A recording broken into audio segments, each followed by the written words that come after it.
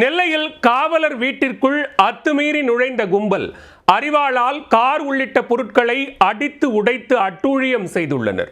கைது நடவடிக்கைக்கு பழிதீர்க்கும் நோக்கில் வெறியாட்டம் போட்டவர்களின் கொட்டம் அடக்கப்படுமா? வழக்குகளில் சிக்கியவரை கைது செய்த காவலருக்கு உயிர் பயம் காட்டுவதாக எண்ணி அடாவடி கும்பல் அரிவாளுடன் வந்து ஆக்ரோஷ தாக்குதல் நடத்திய காட்சிதான் இது. சிசிடிவியில் சிக்கியவர்களின் கைகளுக்கு விலங்கு ஓடுவதற்கு போலீசார் தேடுதல் வேட்டையில் ஈடுபட்டுள்ளனர். நடந்தது என்ன? நெல்லை மாவட்டம் முக்கூடல் அருகே வடக்கு அரியநாயகபுரத்தைச் சேர்ந்தவர் செல்வகுமரேசன். 38 வயதான இவர் தற்போது நக்சல் தடுப்பு பிரிவில் தலைமை காவலராக பணியாற்றி வருகிறார். இதற்கு முன்பு நெல்லை மாவட்டம் சுத்தமல்லி காவல் நிலையத்தில் தலைமை காவலராகவும் பணியாற்றியுள்ளார். பணி நிமித்தம் காரணமாக செல்வகுமரேசன் மதுரையில் உள்ள அலுவலகத்திற்கு சென்றுள்ளார். ஞாயிற்றுக்கிழமை இரவில் வீட்டில் அவர் இல்லாத நிலையில் மனைவி மற்றும் குழந்தைகள் இருந்துள்ளனர். அப்போது 3 பேர் கொண்ட கும்பல் அரிவாளுடன் இருசக்கர வாகனத்தில் வந்து இறங்கி உள்ளனர்.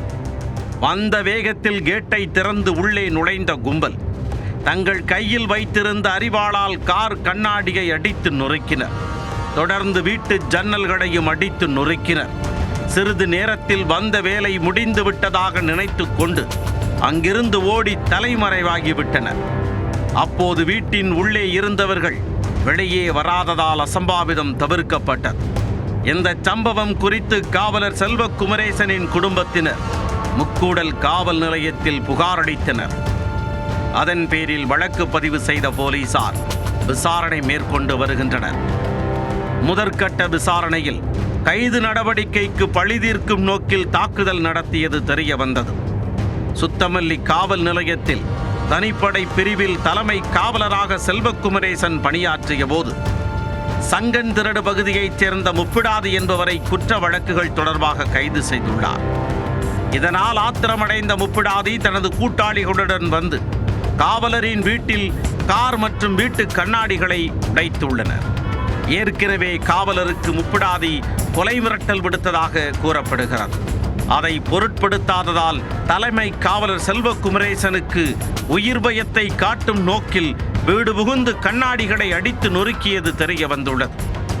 சிசிடிவி காட்சிகளின் அடிப்படையில் விசாரணை நடத்தும் போலீசார் 3 பேர் கொண்ட கும்பலை வலைவீசி தேடி வருகின்றனர். நெல்லையில் கைது நடவடிக்கைக்கு பழிதீர்க்கும் நோக்கில் காவலரின் வீட்டின் மீது 3 பேர் தாக்குதல் நடத்திய சம்பவம் பரபரப்பை ஏற்படுத்தியுள்ளது.